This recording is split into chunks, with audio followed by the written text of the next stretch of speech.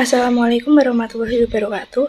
Kami dari kelompok 6 yang beranggotakan Dila Ivana Putri Dewi NIM 63040200115, Putri Harumsari NIM 63040200116, dan Silvi Miladia Khairunada NIM 63040200117 yang akan mempresentasikan tentang job orientasi.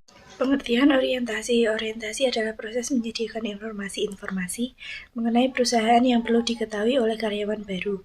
Informasi yang disampaikan berupa latar belakang perusahaan hingga peraturan.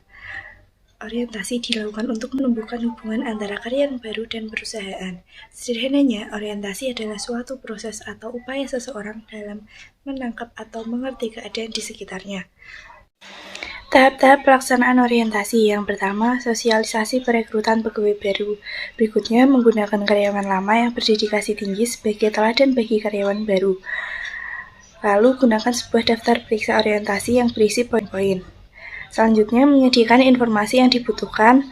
Menyampaikan informasi orientasi secara efektif, hindari terlalu banyak informasi, dan evaluasi dan tindak lanjut dari tahapan orientasi.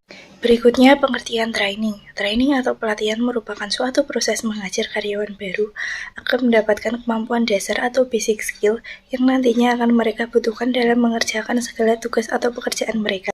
Proses dari tahapan training, yang pertama menganalisis segala kebutuhan, yang kedua merancang instruksi untuk pelatihan, yang ketiga validasi, yang keempat implementasikan program dari training, dan yang kelima evaluasi training. Mengapa training diperlukan? Pelatihan karyawan penting sekali untuk dilakukan, karena dengan memberikan pelatihan pada karyawan akan dapat menghindarkan resiko yang sangat besar bagi perusahaan. Kecelakaan kerja bisa dapat terjadi apabila perusahaan mengabaikan pelatihan bagi karyawan. Selain itu, tingkat karyawan yang akan resign juga akan meningkat karena karyawan akan merasa jenuh dan tidak dihargai oleh perusahaan. Di sini, perusahaan juga harus mengetahui pelatihan apa yang cocok untuk diterapkan pada karyawannya. Karena setiap pelatihan juga akan memberikan efek yang berbeda pada karyawan. Pelatihan juga harus dilakukan secara berkesinambungan agar menciptakan sumber daya manusia yang berkualitas dan profesional. Selanjutnya, manfaat training bagi perusahaan maupun karyawan. Manfaat pelatihan dan pengembangan SDM bagi perusahaan.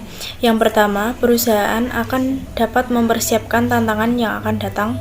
Yang kedua, perusahaan akan mampu beradaptasi dengan cepat dalam kemajuan teknologi maupun alat-alat baru.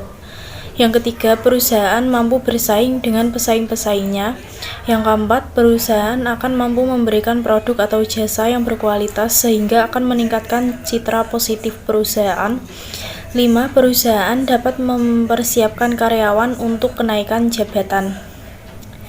Manfaat pelatihan dan pengembangan SDM bagi karyawan. Yang pertama, produktivitas karyawan meningkat. Kedua, karyawan akan memahami dan bertanggung jawab dengan job desk yang dimilikinya. 3. Skill dan sikap karyawan akan menjadi lebih baik. 4. Karyawan akan dapat menghindari kesalahan yang akan merugikan perusahaan. Tujuan dari Departemen Sumber Daya Manusia. Tujuan dari Departemen Sumber Daya Manusia adalah membantu para manajer dalam menangani hal-hal yang berhubungan dengan sumber daya manusia. Ditujukan untuk mempertahankan kontribusi departemen pada tingkat yang sesuai dengan kebutuhan organisasi. Yang terakhir, kesimpulan. Orientasi adalah pengenalan dan adaptasi terhadap suatu situasi atau lingkungan. Yang dimaksud orientasi di sini adalah pengembangan dan pelatihan awal bagi para karyawan baru yang memberi mereka informasi bagi perusahaan, pekerjaan maupun kelompok kerja.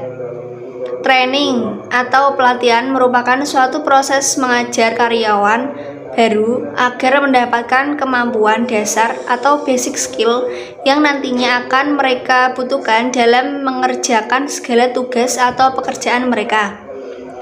Tujuan dari Departemen Sumber Daya Manusia adalah membantu para manajer dalam menangani hal-hal yang berhubungan dengan sumber daya manusia.